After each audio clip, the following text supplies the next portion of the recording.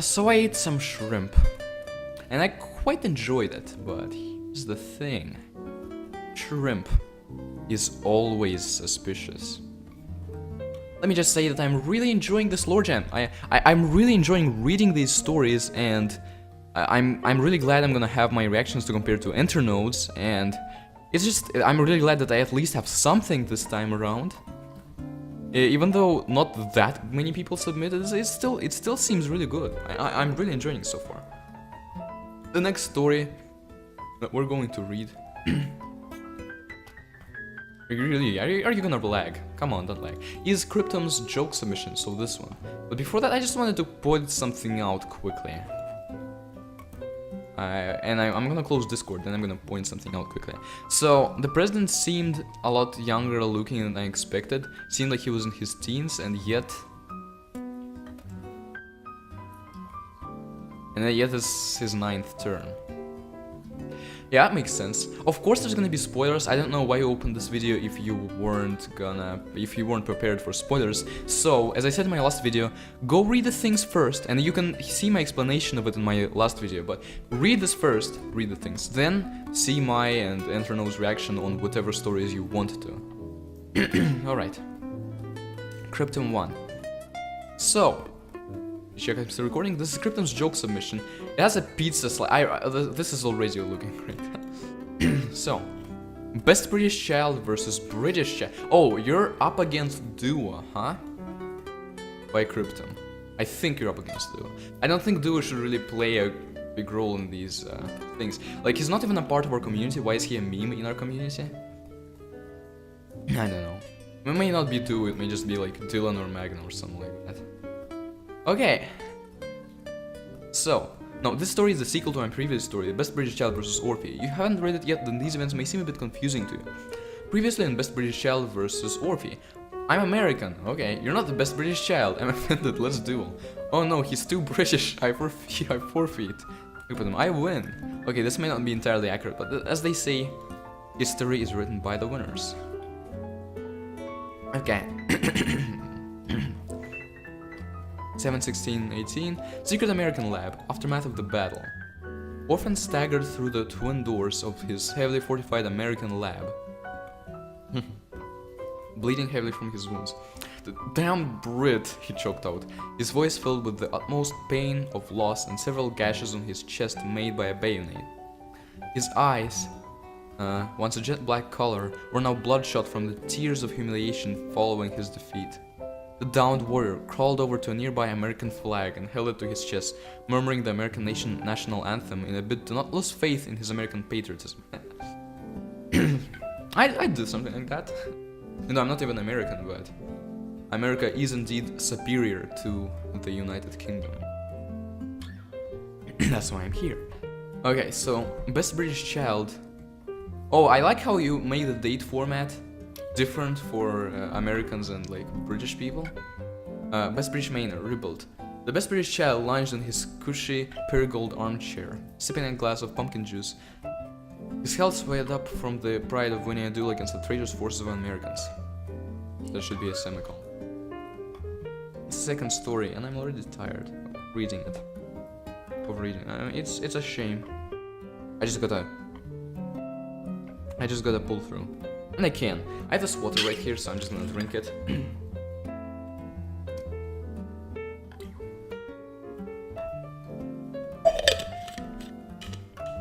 I'm sure listening to jazz music while I drink isn't that bad.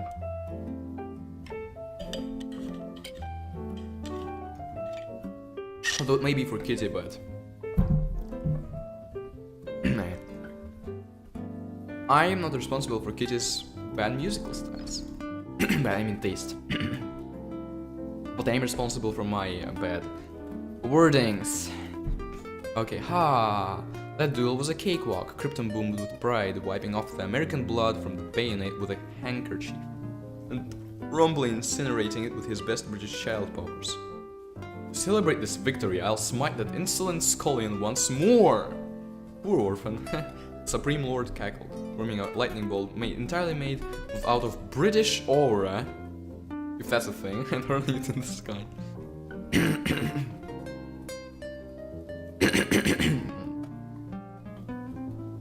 Okay, Secret American Lab. Orphan's eyes widened as an azure bolt of British power broke through his ceiling, sending sparks of blue everywhere, Britishizing everything in its wake. No! I refuse to become a British child, the American screamed, holding a flag in front of him in reflex. The bolt rammed into the American flag, with the collision causing an explosion equivalent to 1 ton of TNT, sending smoke everywhere, and causing Orphan's vision to go black. 1619 destroyed British lab. Why has a year passed? Like, has Orphan just been blacked out there for a year? And the smoke has been there for a year. From the smoke built from the destruction, a new entity rose. Draped in the robes of red, white, and blue, it began to scan its surroundings. It blinked and glanced at a freshly Britishized body that lay near it, struggling to rise. Quietly stalking over to him, it grabbed Orphan by the collar and shook him violently. "Where am I?" it bellowed, converting its words reflexively to Shakespearean. Orphan shivered. Cryptum has a very distinct style. It's like all those fancy words. And as I said, if it doesn't turn out like the first and second story of Hitler, the second was somewhat of a joke, but the first one, like, it does seem more of a giant plot dump. It can be really good, like this story, the serious one. This is a joke one. And it's a pretty good joke one. Converting his words reflecting to Shakespearean. Orphan shivered, his voice seeming to reflect the best British child's dialect with almost creepy closeness. "You're in my secret American lab," Orphan stammered, not knowing that his lab had changed nationalities as he slept. Well, he slept for a year. I think British people just went and it was more than enough time to change nationalities. The Shakespearean winced upon hearing the word American, and he let go of Orphan, allowing the American to crash to the floor unceremoniously. Orphan stared in horror, thinking about what the best British child had done to him in the past, and not wanting a repeat experience. As if seeming to read Orphan's mind, its duplicate, no, duo, I like this one, glared at Orphan, its British features contorting in disgust. "Who is in this best British issue thee think of?" Its icy voice sent chills down Orphan's spine. Nice. "He is the most British of children in this story," Orphan explained, so you already basically predict the outcome, before covering his mouth in shock at what he had just admitted. Yeah, Orphan would never. Cryptum, you're the best British child. You aren't British, but you are the best British child. Maybe he is British, but he just, like, I don't know, maybe he's from Britain, but actually speaks in American, I don't know. Not anymore, that gent isn't, Duo stated, jumping out of the broken ceiling and rushing to wherever the best British child lay. Okay, 17/7/19. So yeah, this isn't a mistake, it's just been that long. Montecchio Maggiore. "Are you sure you want to do this?" the best British child asked questioningly. Or you could just say questioned. Ask questioning. "I am Duo, and I hasn't cometh to claimeth mine own title, as I hast cometh to claimeth." I have read Hamlet recently. Don't make me go through that again. It was a good story, just it was hard to read, especially for me. "As most wondrous British issue," Duo declared violently. The best British child's face darkened with rage. His eyes turned an unholy shade of black, his pupils seemed to disappear. "And so be it, imposter!" I'm sorry. Sorry for anyone whose ears just bleeded. Just bled. The best British child roared Britishly, leaping at the unworthy presence before him, brandishing his flintlock pistol as he went. What? I don't know what this is, by the way. Is this some sort of a thing from Shakespeare or I? The British child smiled an eerie smile before lunging at the glorious best British child with a knife. "Don't bring a knife to a gunfight, boy." Well, this is my story after all, so the winner should be obvious here. This is a repeat from his last one. The best British child, conqueror of nations, slayer of all fakes, and the ruler of the seven seas. And like a hero is me if you're too dense to figure it out, because I helped myself win. But why was it then unlikely that you would win? I don't understand this. It was obvious from the very beginning that you were going to win. Like,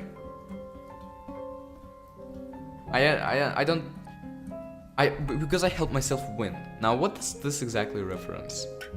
Does it reference you winning over Duo? But it was obvious. Like, I did not question you winning over Duo. I thought it would be an interesting plotline, but didn't think it was actually gonna be a thing, and it wasn't. So you are not an unlikely one. Overall, it's interesting. I don't know if it's disqualified. Maybe that's the story internet didn't know whether it would be disqualified. I really hope it qualifies just for the clan's sake. And I think it's an interesting story. It's worth existing. But I'm tired of reading it. I'm sorry. Come on. I just wanna like see what other people have to say. So I don't wanna wait until tomorrow to record the rest. I wasn't going through with this one. I just want to save it for the actual ones. Non-joke ones. I have Todd from the Red Clan. I didn't have a good title for this, so a very short story by Todd. Okay, it's 4 pages. Lord Jam 4. Act 1. Exposition is done.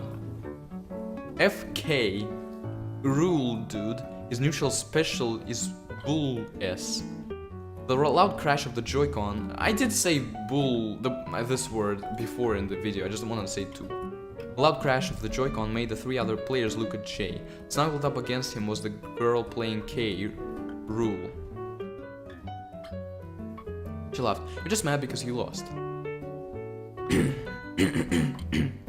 Is this a league game of some sort? I don't know what K Rule is. But that's what the impression gives me. Yeah, whatever, he said, hugging the girl. Do you guys want to play another round or nah? A slightly fat guy said, switching his character from Roy to Corin. A pale string bean spoke up.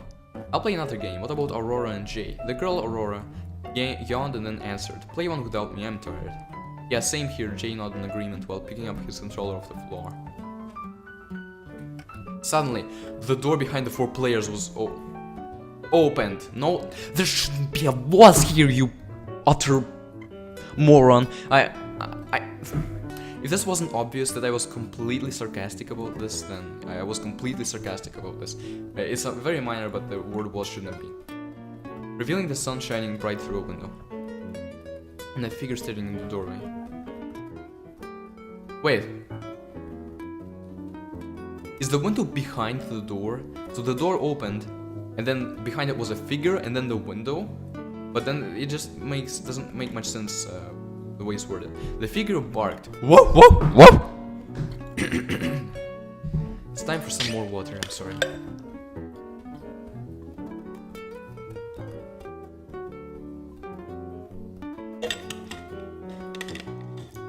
The figure barked. This is the police. I request that you stand up and listen because this is important.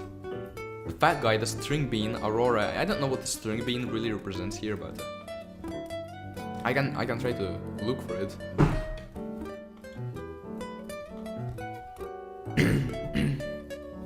American singer.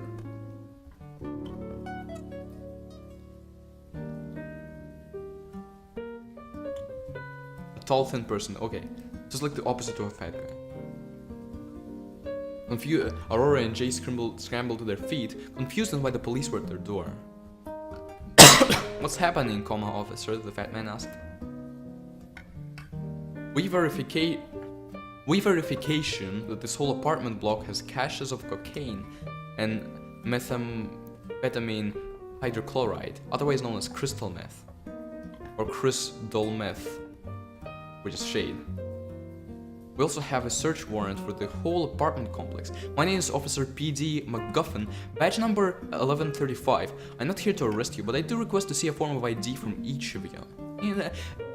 I want to say it's interesting, but it's not that interesting. I'm sorry, Toad, but like, I'm not invested enough with these characters to be interested in what happens to them once the police comes. The string bean reached for his wallet. Candy cane colored leather wallet. Opened, reveal a driver's license, a debit card, and a library card in need of renewal. String bean slipped the driver's license out of his pocket and gave it to the officer. Officer mumbled Alex Sorokin, Strimbean's name. So this is a Russian name. Seems so. Out loud before writing it down. After Alex the fat man went. There's not a comma here. For some reason I thought it was a comma, like there was supposed to be a comma here, which would mean that Alex is the fat man's, but no, that was a mistake. His license revealed his name to be Jonah Key. Then came the couple Aurora Green and Jane Nelson. Thank you, I'll be on my way, Officer McGuffin announced before handing back their IDs and licenses and walking out the door. Do we need names? Like, I'm wondering if the names are actually gonna come into play. Okay. Someone's hiding drugs around the effing apartments. Probably nothing too serious, John. And the officer said he wasn't even here to arrest us. Alex reassured him. Well, he wasn't here to arrest you because there's no proof of you actually hiding the drugs, you thick head. You're like a thin person, but a thick head. Of course, I'm not gonna arrest you if there's no evidence that you're the one hiding the drugs. How does an unlikely hero come into play here? Aurora shook her head and sat back down on the couch. Nothing serious, Alex, they came in here because they probably couldn't find them. Fine, whatever, I'm going back to my room with my switch. After Alex stormed off, Jonah, Jane, and Aurora were left to their own devices. Jonah looked over at Jane and Aurora and had decided that they were probably going to go back to their room and sleep, as they hadn't gotten it. So he looked and then decided that. I don't know what to think of this wording. During the night. Jonah, however, had other plans. And what I mean by other plans is that, the narrators, including himself, that's interesting, that he went to a bar for at least an hour before walking around the city half drunk for 3 more. Nice plans. Act 2, the night is nigh. Blam, or something like that anyway. Aurora woke to the sound of a gunshot outside of the apartment. This is becoming interesting. Staring at the blood-soaked window, a shrill scream of terror. A shrill scream of terror could be heard. The gun made a. She could hear a shrill scream of terror. The gun made a clicking sound before firing again and again and again.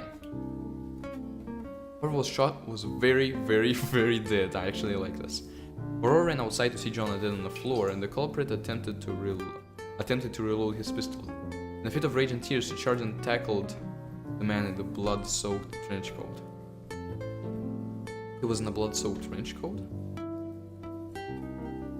I did not know that, so like, in the blood-soaked trench coat doesn't really work here. Hitting the floor, the murderer tried to push Aurora off of him, but to no avail. Aurora ripped off the man's plastic clown mask, proceeded to push his neck down to the concrete. He had a plastic clown mask. What the? Why the hell am I here reading this? I'm rethinking my life. Alex and Jay scrambled out the door holding a frying pan and a pan, respectively. A frying pan and a pan.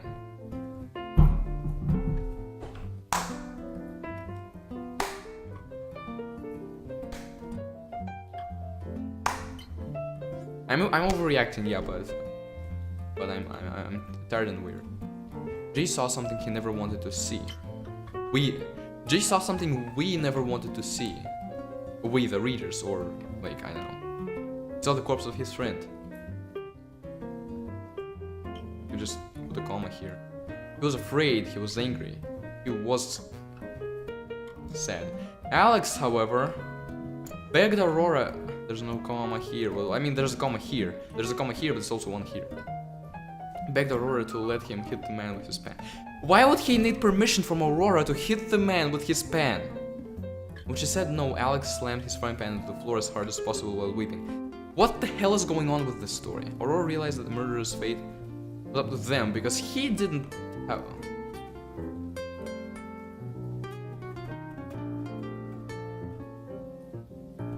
So he was pushed down.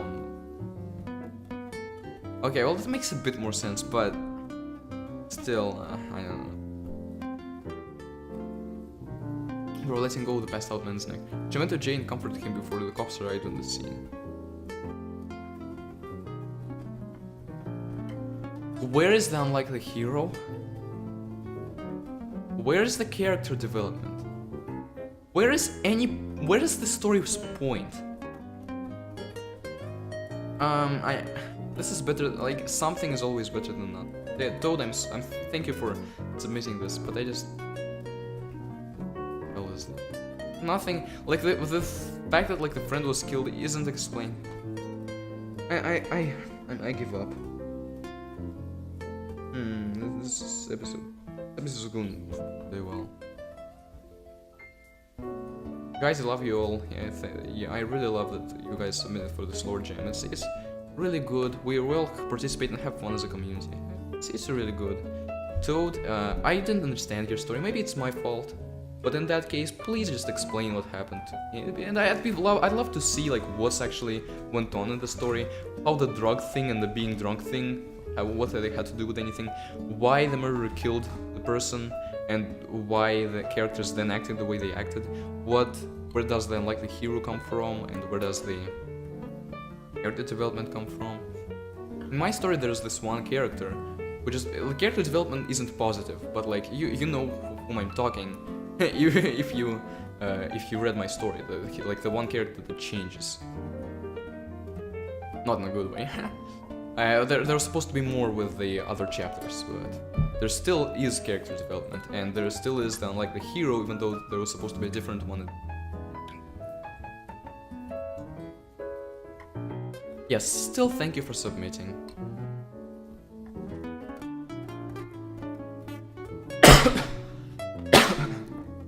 I'm just not going through this. Did it beat Cryptom's joke submission? Probably not.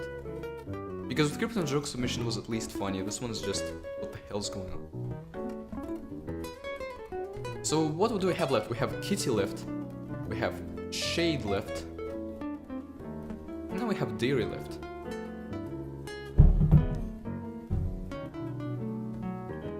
You know, I think I'm gonna do Kittie first. Don't take that out of context, but I'm also then gonna read Dairy's after that, and then the last episode is gonna be Shade's story. So, Kittie, like one of the well-performing people. Toaster Man! This episode just got 100 times better. I'm ready for this. It's 8 pages. I am so ready for this. Okay. Dedicated to the Red Clan Redemption. It's dedicated to the jam, okay? It's not, like, of course it's from your clan. Does it mean it's dedicated to your clan? I don't know. The drawing is pretty funny. It's quite good. And we'll just have to see how well it fits the story. It's not a semicolon! It's not a semicolon! Also, you're using the font again. That one font. I think it's from your last submission. Okay, this is a different one. I do not like the fact that this font is bold.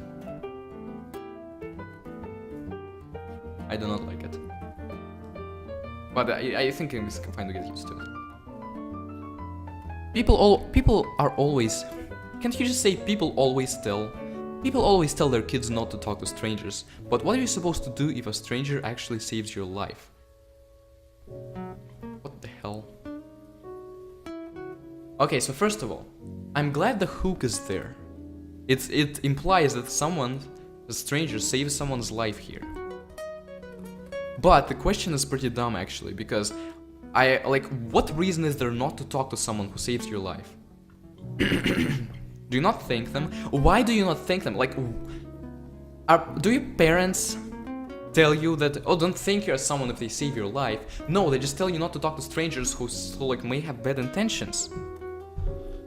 Do you let them inside for coffee?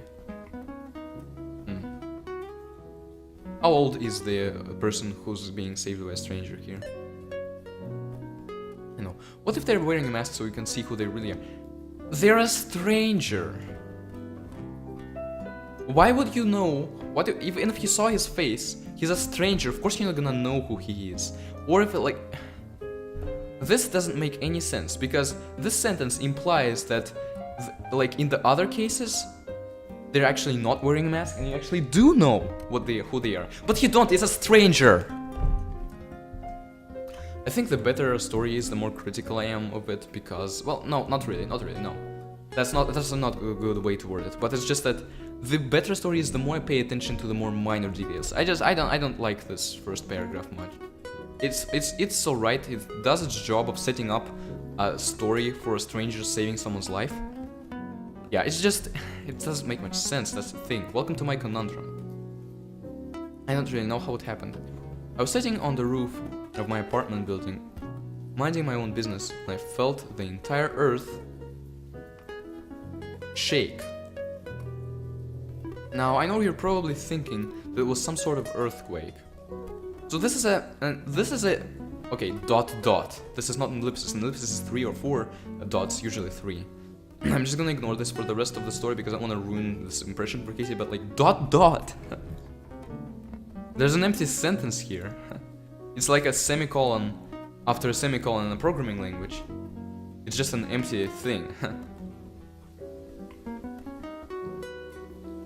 This choice of style, it sets up somewhat casual style, and I want to see if it actually pays off. Let's see, yeah. Yeah, I can assure you that it wasn't. I looked around, trying to.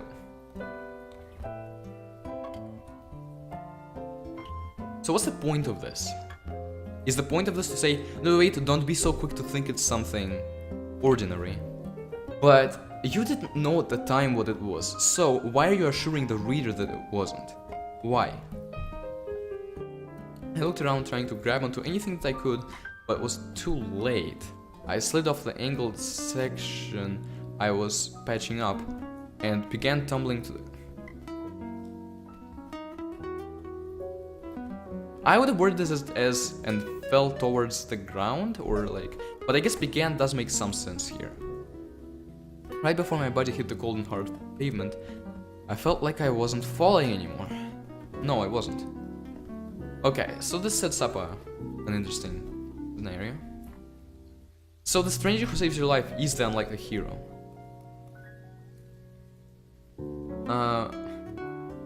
No, I won't. Why does the story stump me from this very beginning? I don't know whether to like or not like these weird sentence things. I am just gonna dismiss it as style and just move along. See if it pays off, yeah. Someone, of course it's a someone, had caught me and placed me on my feet before taking off again in a blur of deep.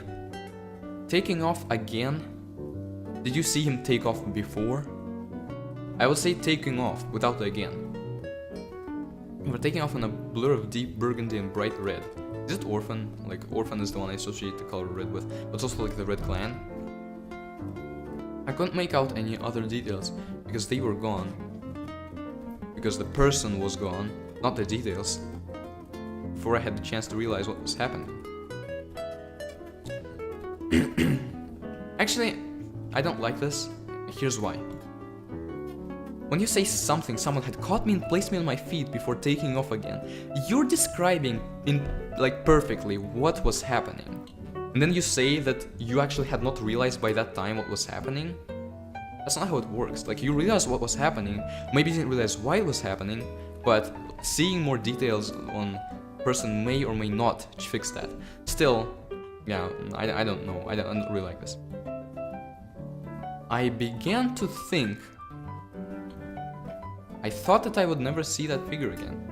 Days passed without any signs of anyone being around at that time. Another awkward sentence. Again, I'm probably paying too much attention to these details for my own good, as in I wouldn't be able to enjoy the story as much. But I've already decided that I'm gonna be a picky asshole in this. Everybody thought it was some miracle that I was even alive. I knew the truth though. I would have liked it like if you explained how everyone found out at least the parts of what happened. Like, did you tell them that you fell off the roof? Did they see you fall off the roof but not see the figure?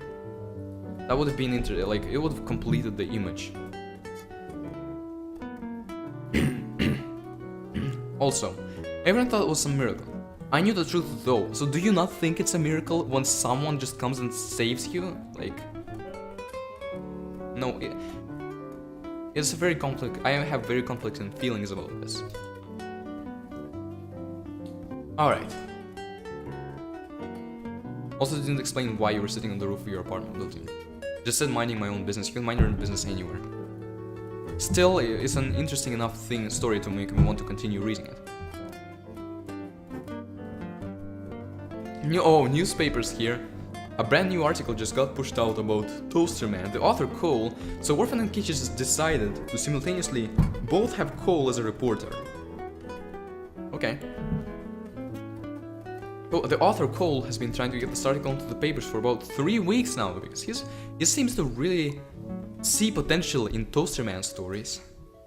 But everyone else would just laugh at them, I think. They would be like, Toaster Man, are you off your rockers? Nobody's gonna read this craziness. It's like, he's saving people's lives, but they were like, pfft. And then finally he was able to get the article pushed out because I guess Toaster Man saved someone and it was important enough. A voice said, as I looked around the corner of the coffee shop I was sitting at. My friend, Orphan, rolled his eyes as he sipped on his drink. I told him all about my experience with the man now doting. What? Doting? I don't know the word.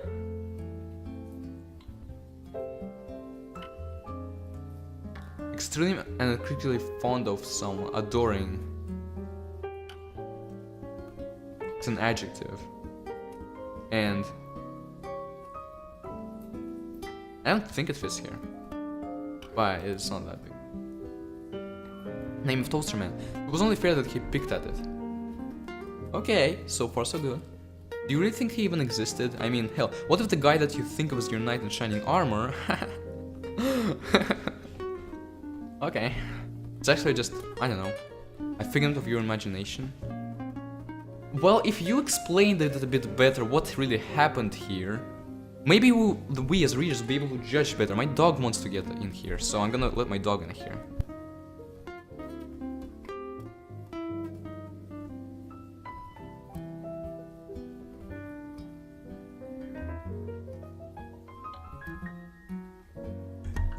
My dog is now in here.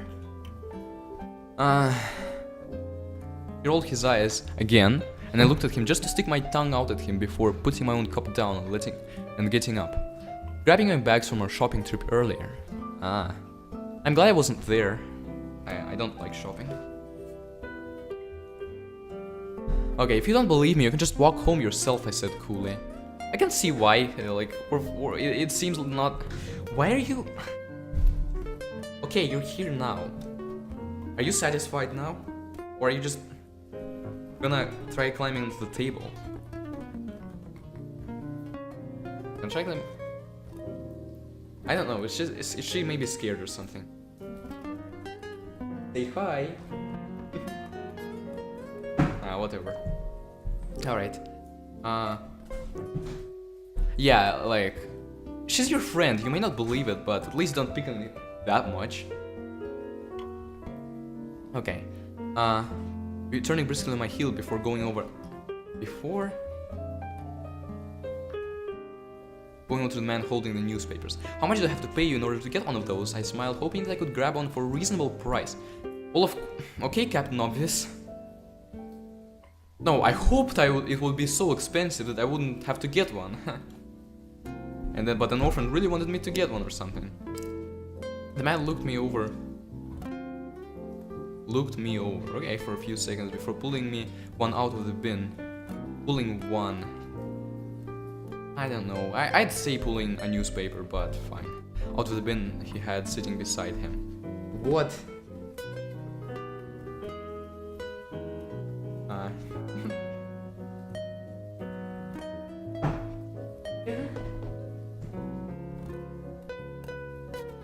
No, not the table. Hoarding, if you can see. I'll give it to you for $1.50 so long as you give me exact change. Yeah, so 50 cents isn't really an exact change thing, like, it shouldn't be hard. The man said. I nodded, pulling the dollar bill from my pocket. 2 quarters. Maybe this wouldn't be as bad as I thought. What wouldn't be as bad? I skimmed over the pages, leaning on the wall beside him. As Orphan walked over to me, I leaned on the wall beside him, skimming over the pages. So much for being able to read my paper in peace. Huh? You really don't like Orphan, do you? I sighed a little, looking up at his 6 feet 2 inches stature. Intriguing. Semicolon. He was nearly the same height as the man that had seen me from a few weeks ago. Oh. Well, I mean, it makes sense that Orphan is Toaster Man. But I knew that there was no way they were the same person. It's probably someone else, just so the story has a twist. That's what I'd predict.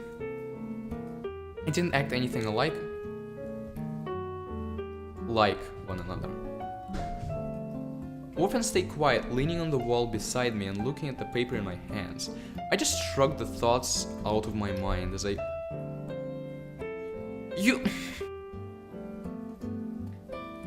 Kittie! Why? Not here. Okay. The article in front of me. Why would this be bad? And then again, this stupid grammatical thing. But like the tense. Come on. It seems like there's more storyline content than there was in second submission. Can you stop making me? I appreciate it. It's basic human decency, recording a video. But also, well, as far as wording, it's a bit weird. Let's see. Orphan stayed quiet, leaning. Oh, that drawing. Kittie said her drawing was amazing. Yeah. Why is there? Enter note. Is this the accidental penis you were talking about? I'm not even sure it's accidental.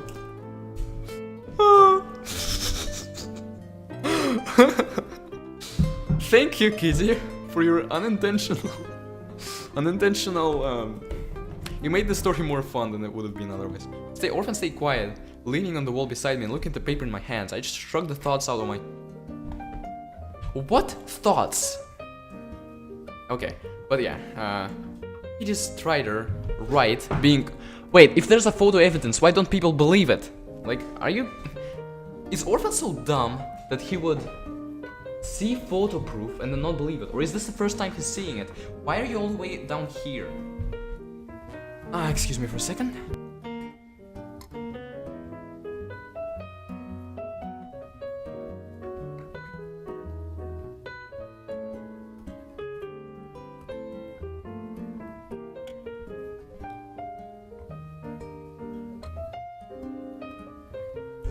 So letting the dog in was not a very good idea.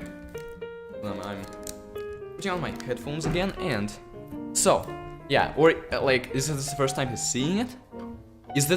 Are these photos that people didn't know about? That's why they thought that like it was a miracle, and or they thought like Kittie imagined it? Maybe.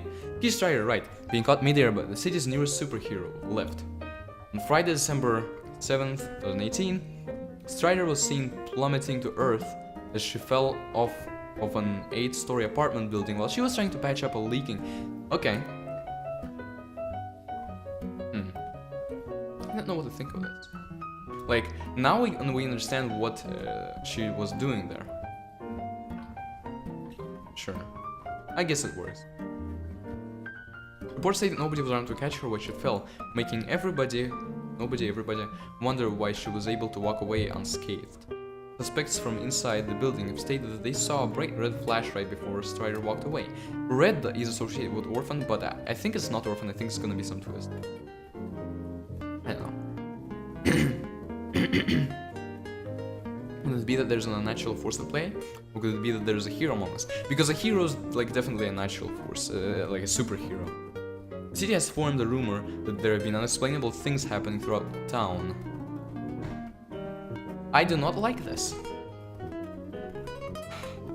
But it's fine. It's fine, yeah. I'm really glad I'm reading the story. It's interesting.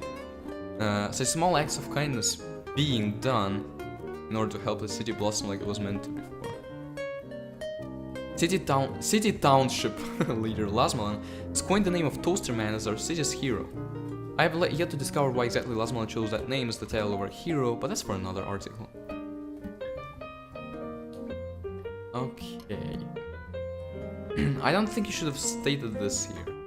Like, I don't think Cole should have stated this here because, of course, it's not for this article if Orphan doesn't know why Lasmalan chose, why I chose that name. Tell them Cole was taken by Toad. Toad is amazing at taking photos, but as I said, there's a plot hole. There's a photo, and yet people say, like, people act as if this entire thing wasn't recorded with photographic evidence. If this was a sketch based on what some people thought, this thing still cracks me up. But like, if this was a sketch, like sketch drawn by Toad, a police sketch artist who wanted to interrogate the theory about the Toaster Man, I would have been more than fine with it. This, however, it does not make sense. We're back to this bad font. There was no doubt in my mind that Toaster Man was the one who saved me from my imminent demise, but how was I going to prove myself? You were going to prove myself right because of this freaking photo! And if people don't believe photographic evidence, then you don't need to prove things. You don't need to prove crap to them. If there's a photo and people don't believe it, there's...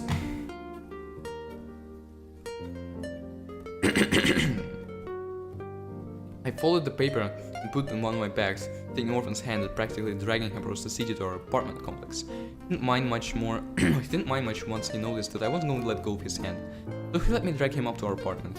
I let go of his hand, throwing my bags into a heap on the floor before plopping myself on the couch with an exasperated breath.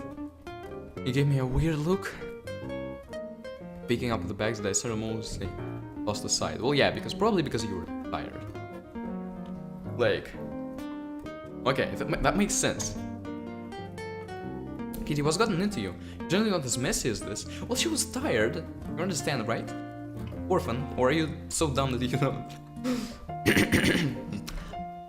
By the way, I'm fine with the way... no, I'm just not gonna talk. You've seriously been going insane around here, all because of that stupid Toaster Man, whom there exists photographic evidence of.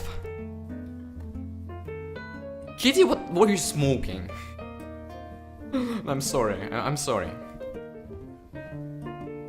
You've seriously been going insane around here, all because of that stupid Toaster Man.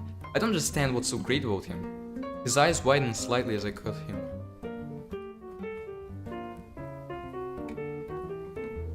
Why is that present tense now? I'm starting to think that Kitty's story isn't all that better than Orphan's is going to be. Internet predicted Kitty to be first place, unless there's a really good plot twist at the end, or something like the story drastically improves, then no, it's not first place. It may be second place, but I don't see how it's beating Shade with this.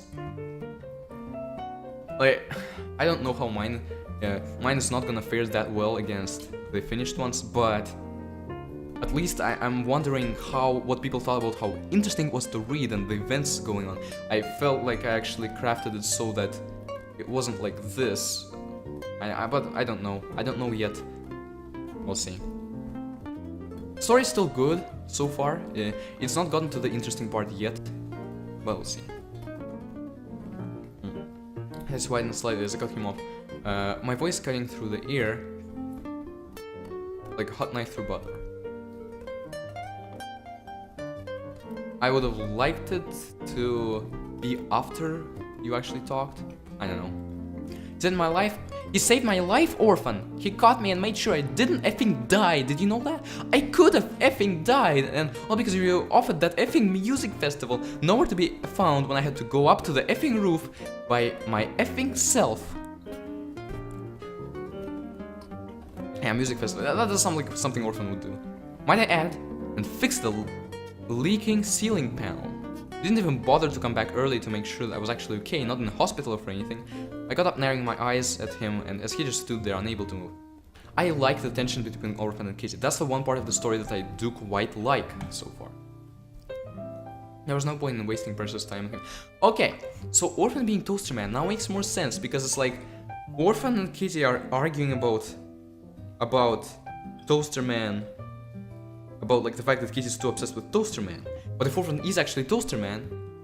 And like Kittie argues with Orphan because of her infatuation with Orphan. It would have been great if not for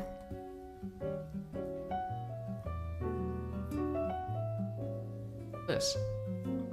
You foreshadowed it, and if that's what's actually going to turn out, if Orphan's actually going to be the Toaster Man, then this should have been removed from the story and never put back, because it would have been actually surprising then to see Orphan being the Toaster Man, and it would have fit the unlikely hero thing well. Seriously, how could you not see that? But now that you've foreshadowed it in this stupid way, if that's what's actually gonna happen, then if it's not what's gonna happen, then sure, then maybe it's what the story wants us to think, then I'm fine with it. But if that's what actually is going to happen, I'm disappointed. Like, this should not have been there. It would have been so much more effective. Still, I'm gonna keep reading and I'm gonna see whether that's what the story intended. Okay, there was no point in wasting precious time on him. So I went back to my room and grabbed my camera and lens. Why do you have a camera and lens? Are you a photographer or something? Putting the strap around my neck, I pushed past him and stormed out of the apartment to try to get a good image of Toaster Man. Don't worry, Kittie, there's already one over here. You don't need this. I'm gonna keep coming back here for as long as this plot hole continues. Okay. I didn't care that Orphan seemed upset. He hurt me. Semicolon. That was all that I had on my mind as I tried to get any decent photographic evidence that Toaster Man was a real being. Does this work? Oh my goodness. I love the fact that I can rip on this because it just makes it so much funnier. I still enjoy this story much more than like the story is redacted and redacted. Though I did actually enjoy Orphan's story, like, probably almost as much as this. I don't have that much to complain, like, I don't have that much minor details to point out here. But still, like, this is a major gaping issue.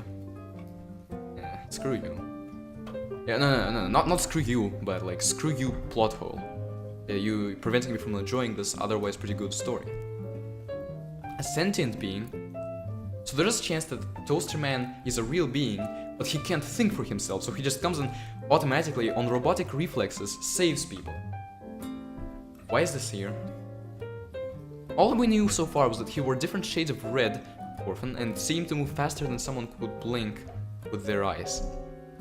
I'd just replace this with moved, because it would just make a better effect, I think. Blink with their eyes, I think, or just blink. He would be gone, there and gone in a flash of vibrant red hues, and nobody would even notice until they looked down and saw that the problem they were facing was solved. Yeah, because you have to look down to realize that you aren't falling anymore. Hell, the crime rates had gone down at least 20% since he made his first appearance. Okay, that's good. It's good, like, that the crime rate went down. Yet why did nobody believe any of us when we had photographic evidence? Maybe Toad is like a professional photoshopper and everyone was like, oh well, he just photoshopped the Toaster Man on this. When we claimed that we had seen him, we laughed at and treated like psychopaths even though we hadn't even done anything other than state that we knew he was a real being. Even Orphan didn't believe me, and we'd been roommates for the past 3 years. Knew I wasn't crazy. He dealt with crazy people in his life, like one really crazy idiot called Lasmelon. Yeah, he's dealt with him. My phone rang a few times and I just ignored it. Why? It would have been better if you looked at it, saw that it was Orphan, for example, and then ignored it. Decided to ignore it because of that. Holding the button down and sliding the off button so that I wouldn't be bothered anymore. Or I was so upset about Orphan and other people who wouldn't believe you that you just didn't care about the phone anymore. Yeah, but maybe it's not the Orphan calling, but I would have liked for it to be clear. Like you would have said, oh, unknown number. Okay, I shoved it in my pocket, focusing on trying to find where Toaster Man could be hiding. How can you find it with no information? Superheroes have their own secret layers, don't they? They have to be hiding there, but where would one be? We have no information. I hope you're not just magically gonna pull it out of your bag and actually gonna find it in a decent way. I wandered out of the town for a bit, deciding, well, you were already kinda tired, so... Really? I guess I would have liked it if it said here, my legs barely moving, like my legs barely moved, but I didn't care because I needed to find Toastman as soon as possible. Then we sit down on the bench to take a break. I would say I would word this. I wandered out of town for a bit. Semicolon. My legs barely moved, but I went on since I had to find the Toaster Man as soon as possible. I decided to sit down on the bench to take a break. I wanted to give up, but I wasn't sure if I should have kept looking or not. What? Oh yeah, that's another one of those weird sentences. Maybe I had found no sight of him. I had wandered. No, I had explored the streets for hours and yet saw no sign of him. So I was tempted to give up. But a voice in my head told me to keep looking. That would have been fun, but this just is awkward. And so that was when I heard the screeching of metal and a young girl screaming in terror.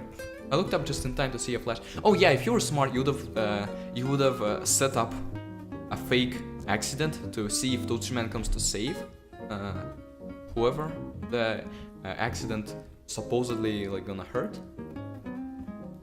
I looked up just in time to see a flash of red blur. I just realized that I worded that in a bad way. Not if you were smart, but like if the character in the book was an intricate enough mastermind to think of this. Like I only thought of this because when I saw that an accident is happening, I probably wouldn't have thought of it in her place.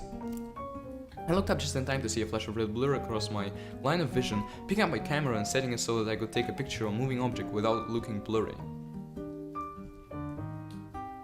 Okay. But Toasterman looks blurry even without a picture. Like you look at him and you see blurred lines, so camera's not gonna do the trick. Alright. It's hot here, I don't like that.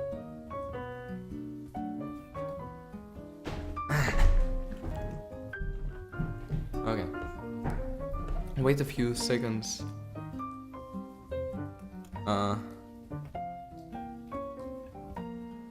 Okay. I just realized what this meant. She looked up, or you looked up, and you saw a flash of red blur, but the flash of red blur was there long enough for you to pick up your camera, then fumble with the settings until you set it so that, like, to the right setting, which still wouldn't work, but you set it, I don't know. And then you took a picture, and then it disappeared. You waited a few seconds before pressing the button, so it was there. It waited a few seconds for you to take the picture, and then it went after you stopped. Smiling proudly, I stood up and sprinted back to my apartment. Screw, come on. Surely this would be my ticket out of orphan thinking I was crazy. I have another ticket out of youth after orphan thinking you're crazy. It's this! I'm not gonna stop with this until it stops by itself. Until the plot hole stops. I opened the door and immediately felt my entire world crash down around me. There was another girl in there, small, pea-eyed. She seemed nice, but I wasn't sure. What? Okay, no, this notion. I'm gonna keep reading for a while because I saw something, and after that I'm coming back to it. Orphan looked at me with a sigh as he set his glass of water on the coffee table in front of him. Was he serious? He was really going to do this right now. Before he even had a chance to speak, I went into my room and started throwing things into a bag. I didn't care if he had a girlfriend, I didn't care if he had any girls over, but there was something that struck me off about her. I didn't know what it was, but I felt as though she was going to throw me in the loony bin if I didn't get out of there quicker.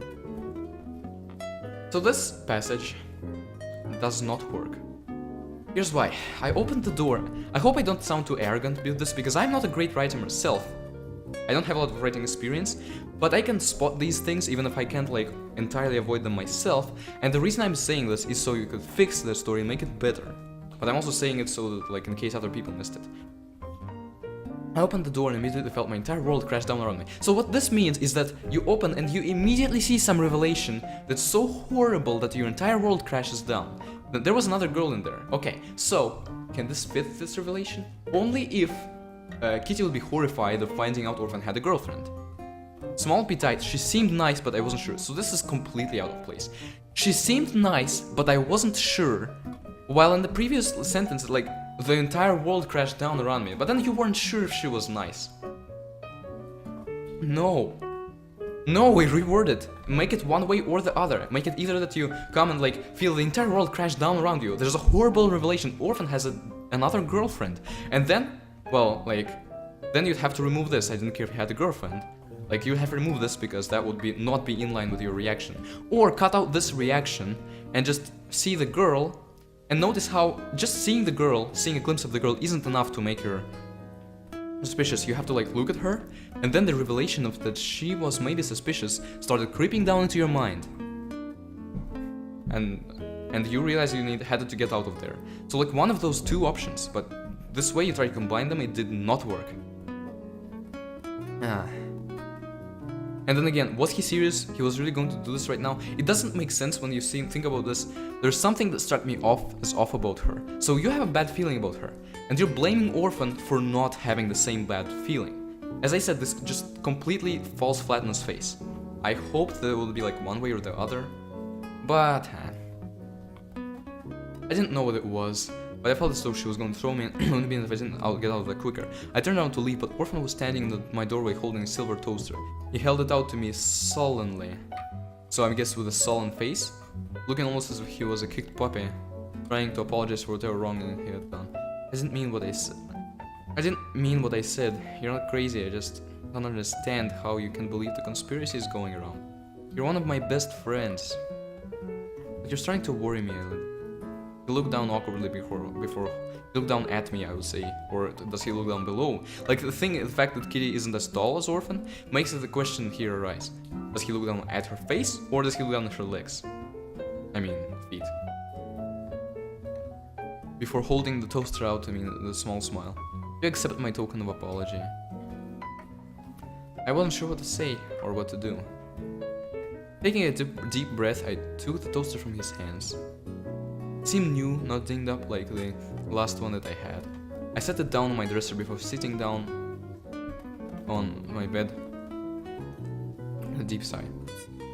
Yeah, I'll forgive you. If you get that woman out there to leave so I can show you the evidence that I have. I went into my room. I turned around to leave. So what this implies is that there's the entrance, there's Kittie's room, and there's Orphan's room. So Orphan's room is connected to Kittie's room, and the exit is in Kittie's room, because she's turning around to leave and Orphan's standing there without actually going through the room with the other girl. Like, this begs the question, how does Orphan, like, stand in that doorway? Does he teleport there with his super Toaster Man powers, while Kittie doesn't see? But then again, how does he teleport? Does he teleport, like, next to Kittie? It doesn't say a blur appeared and then Orphan stood there, so it's almost as if Orphan teleported from like to the place outside of it and then walked through the door. But how does that happen? Is there another exit in the Orphan's room? And another question is that I opened the door. This implies that you opened the door to your apartment and you saw the girl and Orphan, so you saw the room. Does that mean there's two entrances? One from Kittie's room and one from Orphan's room? And then, if so, then why do you use them interchangeably? Like, don't you have one exit that you usually go out of? Like, unless there's something that requires you to use the second one? So yeah, this doesn't make much sense. Okay. I don't think there's any other way to convince you that I'm right. Actually, there is one. It's right here.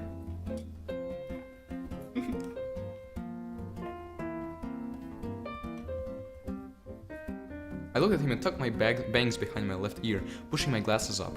He stood nearby, nearly a foot taller than me, but then, yeah, sure. Dark brown eyes shadowed a bit as if he hadn't slept in weeks. To be completely fair, he probably was Toaster Man and hadn't slept in weeks. He looked a bit more disheveled than normal, though, since his hair wasn't as neat as he generally preferred to keep it, meaning no hair, and he had only one flannel sleeve rolled up in white, while he left the other one rolled down. He knew I hated that, so he must have been preoccupied by something, or just decided not to care about what you hated when he was angry at you after you left. See, it takes time for you to calm down and go from being angry to just apologizing. Maybe he just hadn't tucked it back down. Like, he must have been preoccupied by something? Must he have been? I don't think he must have been. Just, maybe he was, but I don't think he must have been. She already left, he confessed, sighing deeply. So, while Kitty was packing her bags, the other girl left from the other exit, then Orphan went out of the other exit, then somehow came around the entire apartment towards Kitty's exit, and then just stood there waiting for Kitty to keep the packing, like to finish packing the bags. That's the immersion thing. Like, that immersion is quite important, I would say. That's why having some proof in your story to make sure it doesn't take you out of immersion is good. Sighing deeply before taking. You know what? I'm gonna go to the bathroom. I'm sorry, I can't handle it anymore. I'm gonna come back. It's just gonna be like a minute and a half, maybe.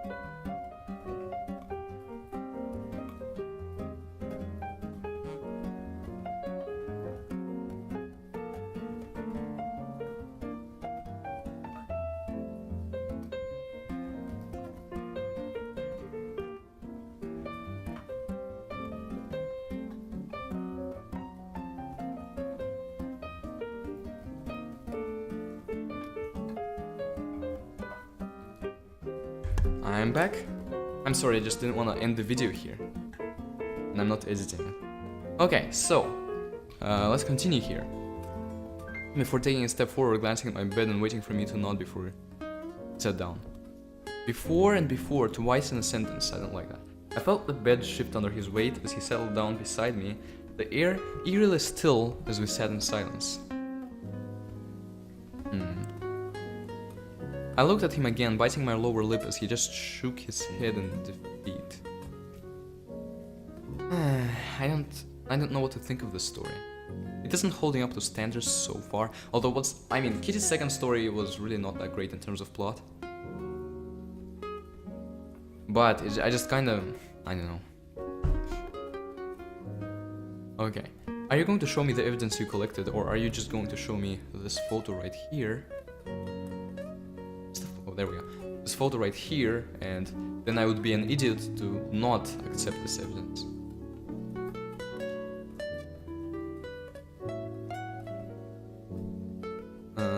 We're just gonna sit there and hold your camera to your chest like you're trying to protect it from a California wildfire. I had noticed that I was holding it, so I handed it to him quietly. He pressed the button to turn it on, flipping it over so that the display screen was facing him. I watched him anxiously as he clicked through my photos before he looked at me and placed the camera behind us in the bed. I would say the other way around, before he placed the camera behind us in the bed and looked at me. Did you see him? I asked, my stomach feeling like I swallowed about 50 different types of bugs. He pursed his lips. I like that. Symbols, yeah, they help. I wish I was better at symbols. He pursed his lips slightly before exhaling, his deep brown eyes meeting my light blue ones. Kitty, he said, putting a hand on my arm gingerly. You're not crazy, but I'm still not sure I'm buying this whole toaster man thing that you're obsessing over. Way to avoid the question. Maybe you should find a new hobby. I'm not saying this because you're a bad person, but rather because I want to see you better yourself mentally. I jolted backwards at his words, staring at him in disbelief. You're telling me that I should give up on everything that I've done, that I should go ahead and try to find something better to do in my time than to figure out who saved my life so I could properly thank them? I shook my head, fury bubbling up inside of me, as my blood began to slowly come to a boil. I can't believe this. I thought that I had finally found somebody in my life that didn't find me crazy. I thought that just maybe you would have been somebody that I could trust with everything. But no, you just had to convince me otherwise. I went to get up, but he grabbed my wrist tight enough so that I would have to pull his body weight with me to be able to stand up. I glared at him, tugging on my arm. I'm telling you that, he paused as if he was trying to figure out what the right words to savor. I want to see it myself, in order to believe you. I need to see it myself. I need to experience it. He looked at me solemnly, trying to get me to calm down. It wasn't working very well, but I relaxed to at least get him off my back. Okay, I said as I took a deep breath, let's do this together. So they're going to be smart and set up an accident for the toaster man to appear. I felt my alarm going off, putting my hand under my pillow to turn it off when I noticed that it felt different. I wasn't sure why it felt different until I went to get up and reach my glasses. And I will say, and something pulled me back down into the bed. I glanced down to see an arm around my waist, turning over to see Orphan still passed out beside me. Odd, he doesn't seem like the cuddly type. Okay, first of all.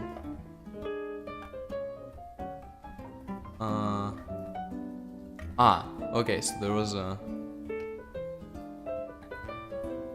Okay, odd, he didn't seem like the cuddly type. So when you said let's do this together, what were you referring to? This makes me think...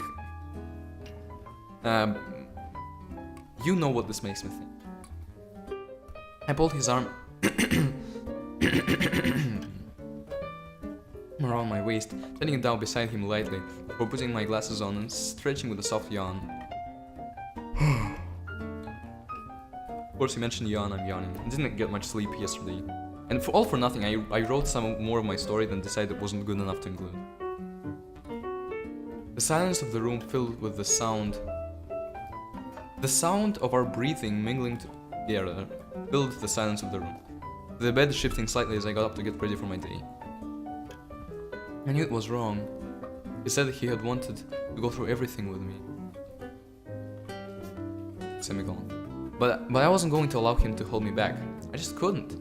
I pressed a small kiss to his cheek and wrote a little note that I was going to be back later. Surely that would be enough.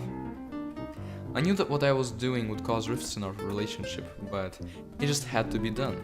Or I just had to do it. It didn't have to be used passive tense there. You could have just said, I just had to do it. I had to figure out what was behind the red suit that was haunting my dreams. The man that had saved my life from utter peril. I wasn't sure how I was going to go about this, but I knew that it had to be done quickly and tediously. Tediously? Why tediously? I couldn't let anybody know what I was doing. Okay. Then what were you referring to here? Like, if you're referring to doing that together, then that doesn't tie into this like the previous paragraphs were. Okay, but I knew that it had to be done quickly and tediously. I couldn't let anybody know what I was doing, otherwise word would get around about what was going on. I had to be smart about every single action that I made. I snuck around town for about an hour trying to figure out where he would potentially be hiding. My Converse...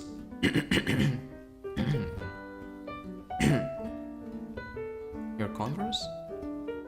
What? I don't understand this, but it's probably my fault. Against the warm concrete of the sidewalk I was on, I still heard footsteps with every movement I made. Someone was following me. I thought you heard your own footsteps. But okay, I hadn't realized that soon enough. As I took one step too far, someone grabbed me from behind and shoved me against a brick wall I was walking past. They pulled me into the alleyway, and all I could smell was the wet and musky smell of molding garbage. I couldn't see anything, but for some reason I thought there was more than one person in there with me. I struggled to break free, but they kept me pinned down.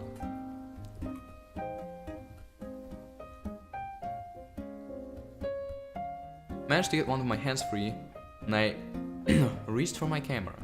A bright flash of light went off as I pressed on the shutter button, giving me just enough time to see a man towering over me with a sneer. It was too quick and blinding for me to make out anything other than a glare. Glasses. Ooh, so it could be me, Enternode, and quite a few other people. If you remember the poll I said about, oh, who wears glasses? It could be Terry, it could be anyone. That wouldn't be enough information for anybody to know who was above me. Am I the secret villain? Like, I was in the story earlier as some sort of a city township, like, leader or something like that. Maybe I'm the secret villain and Orphan's then like the hero.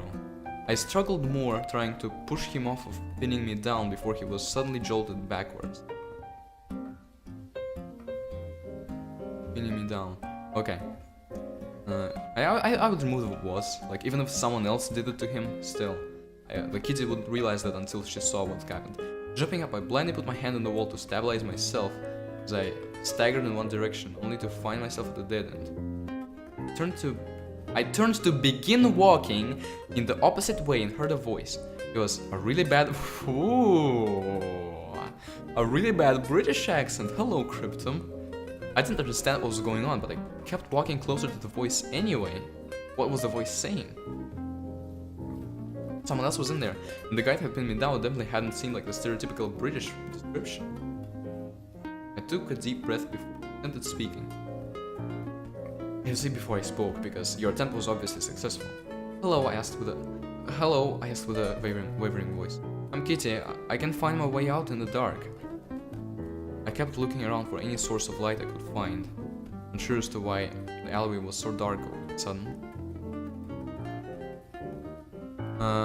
Surely you'd expect... If the guy who had pinned you down, you knew that he was the one who pinned you down, and you knew that he was still there, then why did you try to appeal to him? I don't know. Are you just trying to, like, whisper with the person who's there without the villain speaking? Does make sense, that's the thing. Surely you expect some light of light in an alleyway, wouldn't you? I shook my head, pushing the thought out as I focused on what was more important. Fallen. Escape, and I think this shouldn't be capitalized.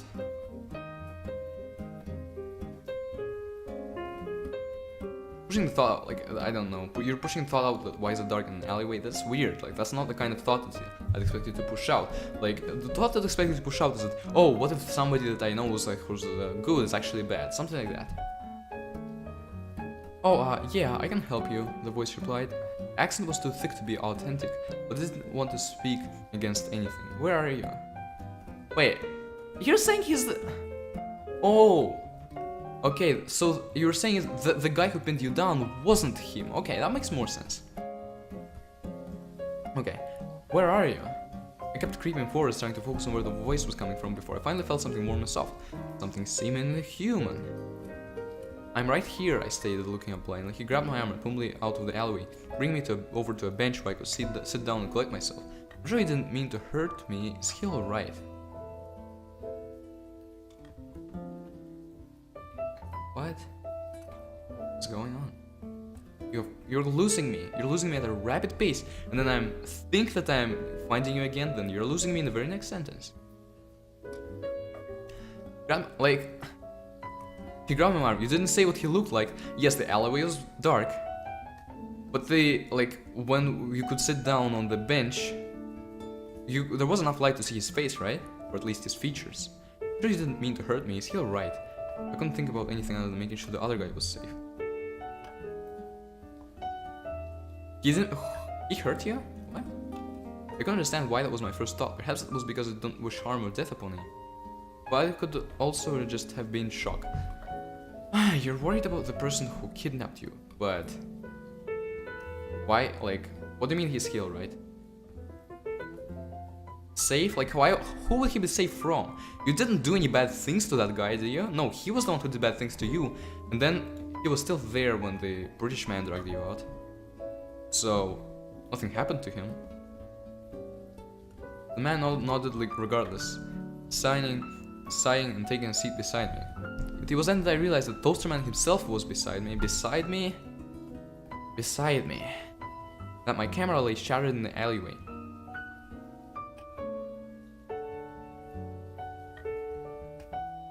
Okay. I felt shy myself looking at him in shock. I couldn't comprehend the fact that I finally met the guy that I wouldn't have any photographic evidence to help defend myself. Don't worry, Kitty, there's some photographic evidence right here to help you defend yourself.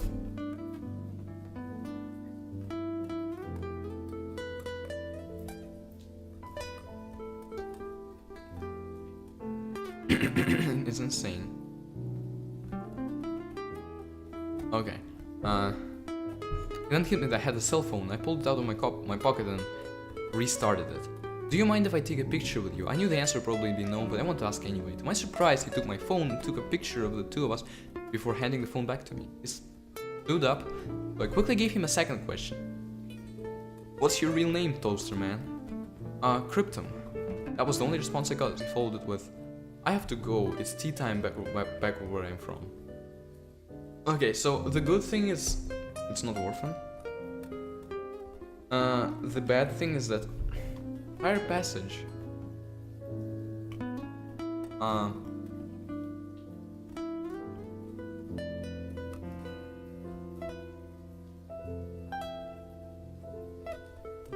Why is it not? Why is it not? Whatever. The entire passage from there to there. Something like that. Like, it doesn't make much sense. It took me time to try to understand it, and I still didn't understand. Who's the villain? Were the 3 people in the alleyway, or were the 2 people in the alleyway? Why did Toaster Man suddenly come, and why did the villain just decide to bash Kitty's head? The villain's motivations were not revealed, he was just there as a plot device for Toaster Man to come. And again, I do not understand what happened there. Okay. The only several... Of course my voice starts. I'm gonna make some British drink after I...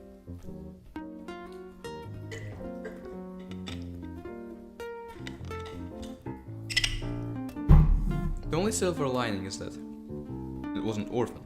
So the foreshadowing actually kind of worked, but the rest of the story pretty much. One thing I'll give it as well, I'm sure you're probably asking yourself why I wasted your time reading the article regarding what's going on in our little town, but I assure you that it will all make sense in time. Perhaps not today, perhaps not tomorrow, but in one day it will fit together like the matching pieces of a puzzle. You'll realize that things aren't always how they seem to be in the beginning, but they change over time. Well then, cool. So this is this what Antonio was referring to when he said that I did the same thing? Like, Kitty maybe didn't finish her story?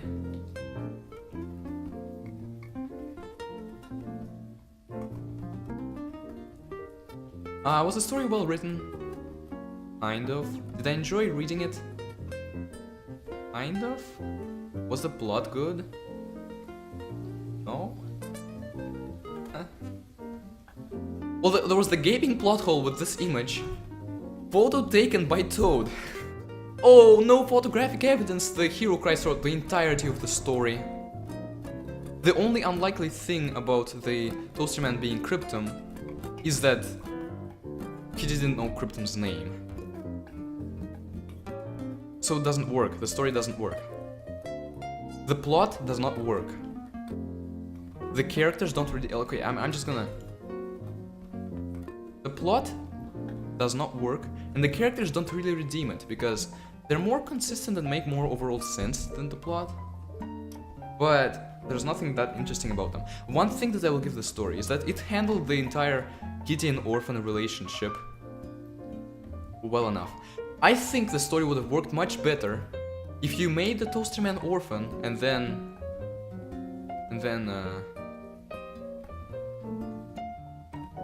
just removed all foreshadowing of it being orphan. Yeah, because that would have worked better. This does not work. This is not an unlikely hero. Why is Cryptum being a hero unlikely? Because you don't like him as a person or something? It doesn't make sense, okay? The one thing Kitty's and Orphan's relationship is handled pretty well, and it probably shows that Kitty is like pretty experienced at actual human relationships. But the plot, no. The immersion, no. Plot holes.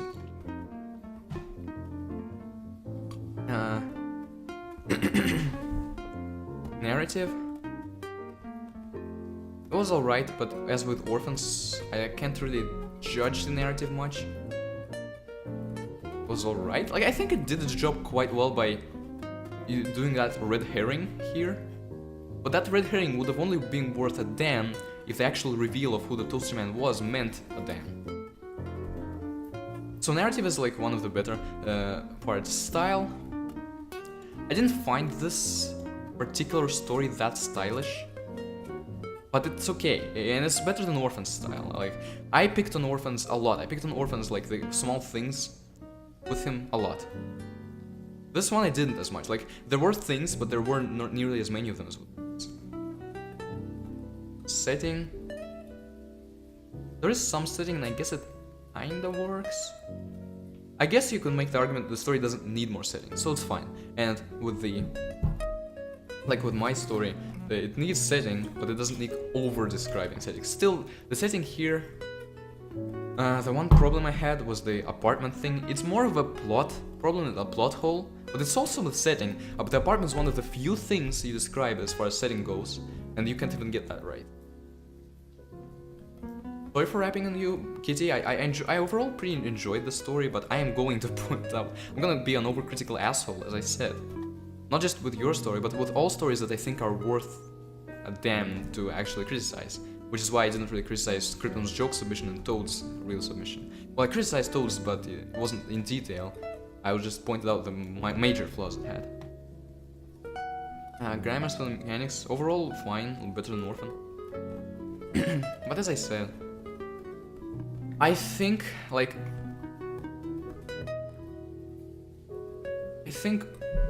I don't know. I have a hard time deciding which story was better. This one or Orphans. Because this overall works better throughout, because there's less things, but there's still plot holes. And sometimes plot holes are more gaping than Orphan's story. And Orphans has a stronger ending. This one does not have a strong ending. It has a really weird and not a very good ending. At least this kinda skimmed over the fact that the ending was bad, but... still. It's like Kitties is better in some aspects, Orphans is better in others, but overall they're both about the same, and they're both pretty enjoyable overall, but with major flaws. I honestly would probably even put Orphan above Kitty. I don't know. I think if I finished my story, especially my two stories, I would have had no trouble winning against these two.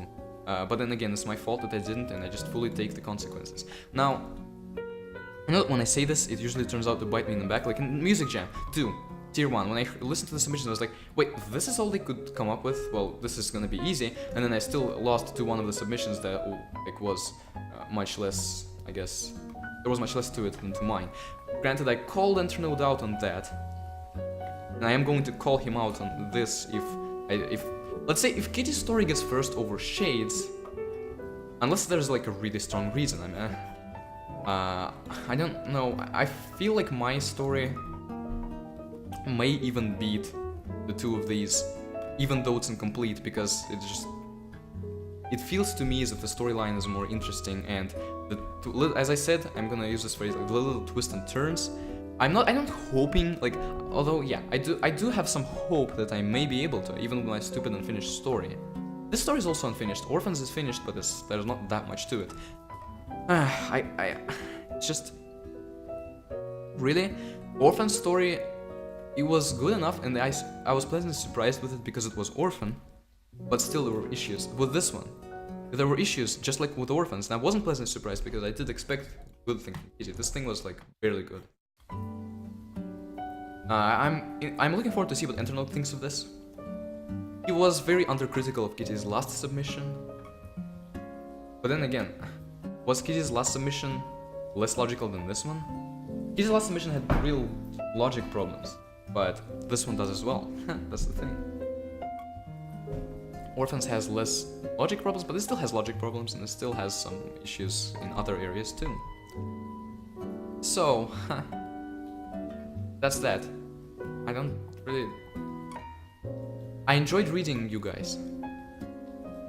And I think you did a pretty good job. But... like... I already said it, it's not... there's not great stories. And then this one's what the heck.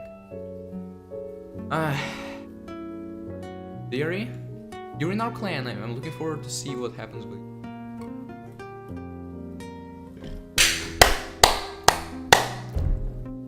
This is. Oh, I can already tell it's amazing. It's also 11 pages for some reason, but it's probably because of art. A horse named Hot Dog by Dairy Product. Okay. Dairy. Did you draw this horse in 5 minutes? That's what I'm interested in. So far, it seems like it fits the story well. The Kittie's drawings did not. His drawings did not fit the story very well. This is the sun, I'm assuming, just with arrows. Yeah, the arrows are there to guide like rays of sunlight. They're like, oh, where do we go? The air's like there, over there. Okay, table of contents. Chapter 1. Okay. A story about horses. The adventure begins. Oh, well, that's a spoiler. Chapter 11, page 11, chapter 4, the end. Okay. The end is like supposed to be the really bad one because they rushed it for 10 minutes. Chapter 1. Story about horses. There was once a horse named Hot Dog. Now this horse... Hold up. What is this? Oh, wait a minute. Erotica isn't... Okay. When I heard from internet someone's planning on doing erotica, Dara was not the one who came to mind. Dara, I'm disappointed in you. Although, I think that's actually part of the joke. I don't think he would actually write an erotica. He may have written something like Internode's thing as a joke. Wait, this is a 1-minute horse challenge, not a 5-minute horse challenge. The 5 minutes of a story is the 1 minute is for horses. There we go. Oh great, now everything is ruined. I don't have a viable story, unless... Right, but there is another choice. There's a story about someone. Someone in particular that could be worth sharing. Now this story is actually about a person named Derek. Derek and his adventures. This is the adventure of Derek. So it's not a cult named Hot Dog. And the title is irrelevant. My throat. And I have yet to read Shades. I'm scared. I mean, I know Shades is gonna be good. I'm just scared about my throat.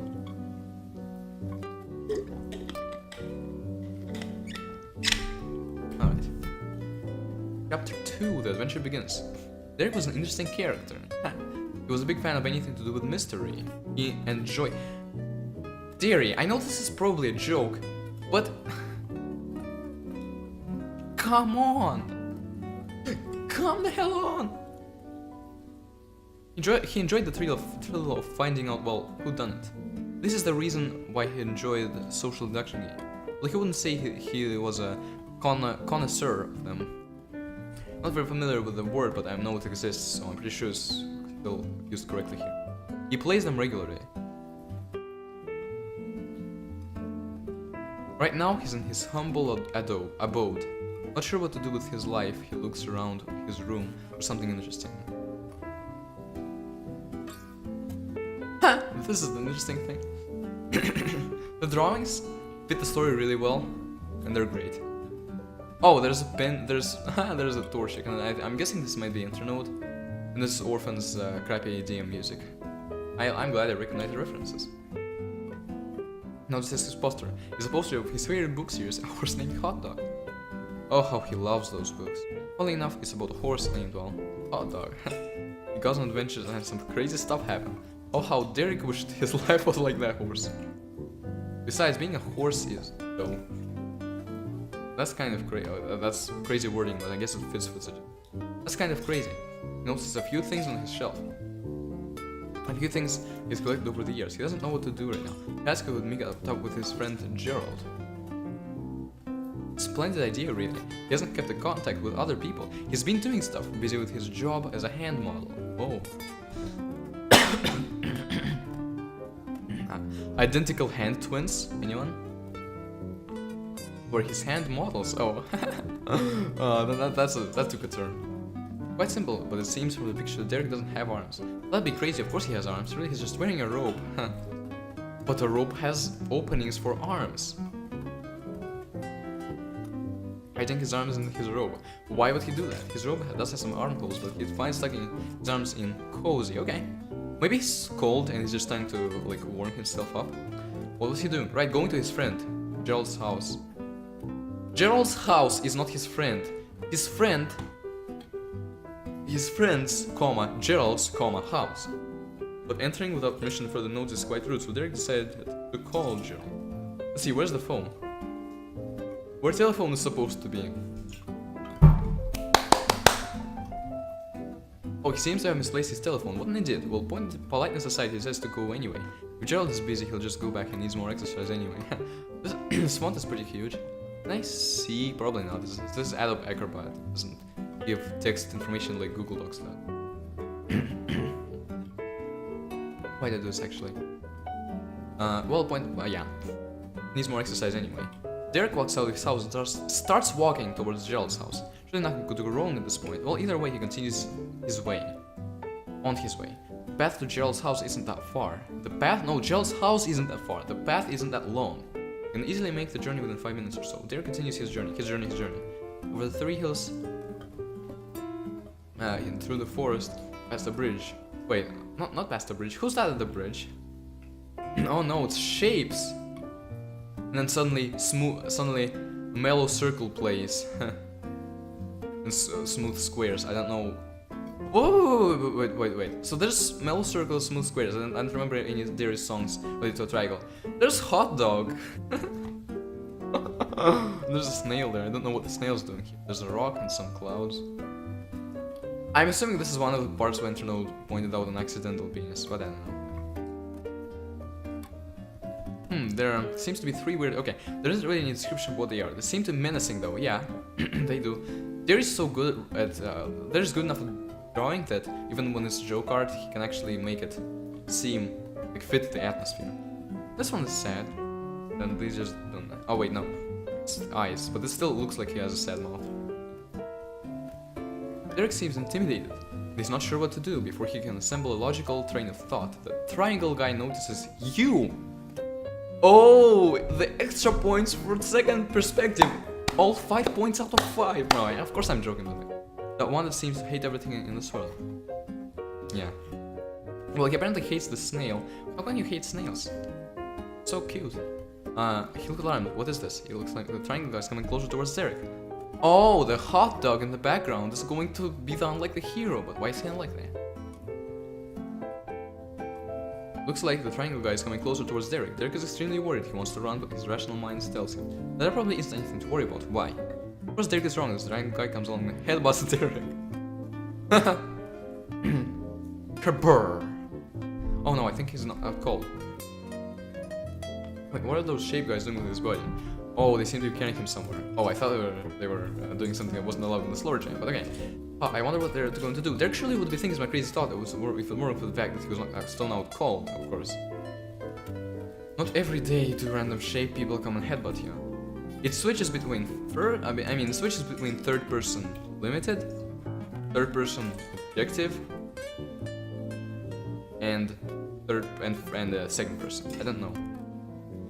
It's really a one-in-lifetime occurrence. Oh, and by now the shape people have finally took Derek somewhere. Let's see where he is. Oh, he's in jail. Oh, great. See? I called that because of the chapters. See, this is a fun story to read. It's like, makes less sense than Toad's. But I didn't know what Toad's was. Toad's didn't make much sense, honestly. And the Cryptum's joke one just wasn't as funny as this one. Chapter 3. Oh, he's in jail. Derek is now in jail. Great. Well, it seems like there's nothing he can do now. Perhaps he can see if anyone else is in the jail with him. Derek was going to the jail. There seems to be a door on the other side. It has a piece of paper on it. Don't open the door, please. Thank you. Derek tests the door. It's completely unlocked. Although it could easily open it. The sign also easily says for him not to. I hope this was on purpose, because like it's 2 without this third O. Probably isn't much that could go wrong if he does. But Derek is a good person, and would never break the law so directly. For some reason I think it's hot dog under that. I don't know why just hot dog had to be involved in the story, other than being here's a reference in the picture. I wonder if Internode noticed this. I wonder if any other people noticed this reference. People probably did, because they want to analyze the picture, but I am glad that I caught the sight of him. Okay. Never break the law so directly, but the law? He said, don't open the door, please. I don't think that's the law. He looks at the other cells in the area. Oh, did the prisoner? Wait, is this a door out of his cell? So that's a great jail. I'd be there. I would be there with the possibility of opening the door and running away at any time, but I wouldn't because I wanted to be nice to the people who did this, because it's a nice thing. Most of the other cells in the area. Most of them are empty, with a few filler and strange, and still Derek finds Gerald in one of the cells too. Oh, he doesn't like the idea that Gerald 2 is also. Prison 2 is also. Derek would call out to Gerald, but Derek is mute. Oh. Who speaks in pantomime? What's a pantomime? I forgot. I'm stupid. It's gonna get confusing, those are to get people's attentions.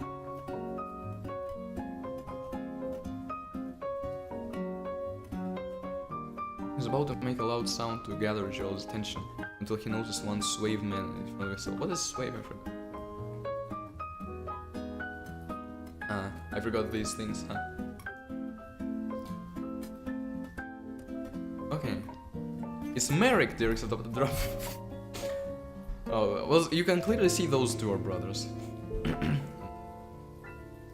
Most people have some upside to them. Merrick doesn't, and it's complete trash. Despite his name isn't capitalized. Hey, Derek, what are you doing? Said Merrick. Derek isn't sure how to respond. He really doesn't do anything. So he just shrugs. No, the cell door is unlocked, right? Just get out of there for God's sakes. Derek simply just points to the "Don't open the door" sign on his cell door. Oh, come on, you goody two shoes. Fine, I'll just open the door. As Merrick opens the door, Derek shows a face of complete distaste and disgust. So, I'm gonna go through that door, but I'm not gonna open it, and I'm gonna show public displeasure with other people doing it. To hide my hypocritical intentions. Well, I'll open Gerald's door too, I guess. Derek is happy at the return of his friend Gerald, but still worried at the overall problem. Where are they? Where they are and why? 9/11. The two friends finger gun each other. I'm sorry. A classic sign of friendliness. I swear, they forgot to put the word gun here. The group decides to continue to on. I love it when I on. All of the other prisoners took the exit at the end of the hall, so the prison area was only a group of 3 left. Yeah, the other prisoners weren't nice enough. And then again, Merrick for some reason wasn't nice enough to leave before Derek came here. They were about to take the exit and continue normal lives, maybe hang out with, but suddenly they hear a sound. Oh no, there's a triangle. Another shape emerges. Oh no, it's not triangles, it's 5 angles, it's a bird house. Another shape guy emerges. How strange, this one's a pentagon. Oh, yeah, pentagon probably makes more sense than a birdhouse. Although, wouldn't the pentagon's size be like bent more? Like they're bent a little bit, but it seems more like they're vertical than a birdhouse. Wait, where's everyone else is a pentagon? To the left, of course, the doors were unlocked to play, Merrick. Oh, but where did it go? Out the exit door. Oh! Okay, thank you for telling me that. That doesn't take you to the exit. Where does it take you then? Well, this whole thing, according to the boss, was supposed to throw a surprise birthday party for the town mayor. We have to keep you guys here as the plans were delayed. Sure, if those people entered there when it's unfinished, they'd be toast. Oh no, Derek was distraught. He must do something. We're not skilled. Oh no, oh man, what's he going to do? He's never done something heroic before. He's just a normal man doing normal. You're just trying to justify this being an unlikely hero. Although he is not a man of heroic actions, though, he does decide to do something extremely dumb and stupid, but might just work. Therefore then, wait, Derek wonders, why is everyone back? I'm completely fine. Oh, while they're thinking out doing dumb and stuff, I went back and called them back, said that's how Merrick got his name capitalized. Yay! Merrick is the unlikely hero of the story. And you know, as surprised as I am to say this, because the story is so wacko, it actually fits the theme well. At least it fits the theme, like, surprisingly better than you would expect it to fit the theme. Merrick is the unlikely hero of the story. And I enjoyed reading it very much, probably more than the other stories so far, even Kittie's and Orphan. Sorry, Kittie and Orphan. Yeah, each other good, but just like the joke submissions are often... I would have hoped... Oh, and also character development. Merrick did develop his character. Like, he was really bad, but then he's like good and got his name capitalized. So, this... Don't disqualify this. If anyone disqualifies this, I'll be mad. I'll comment his... I'll send Hot Dog after him. Oh wait, I already did. Spoilers. I wish Hot Dog played a larger part, but I do like the fact that he's there as an Easter egg. Comment down below right now if you had noticed this Easter egg when you first read the story. Hopefully read it. Or if you first watched someone read it, which isn't as good, but like, when you first read the story, did you notice Hot Dog over here? I like it. So there's a bridge and the Hot Dog is on the other side. Derek was so close to getting to meet him. Ah. Oh my goodness. So as I said, I don't think this should be disqualified. There's nothing there that warrants a 0 in it, although it was close. I guess style-wise and narrator-wise it was close, but I still think it should be disqualified. Totally unbiased.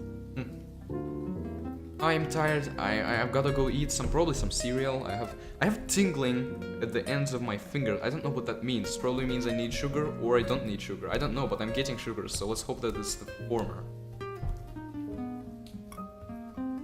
My goodness, I only have Shade Story left, but it's probably gonna be about the same length as the other videos.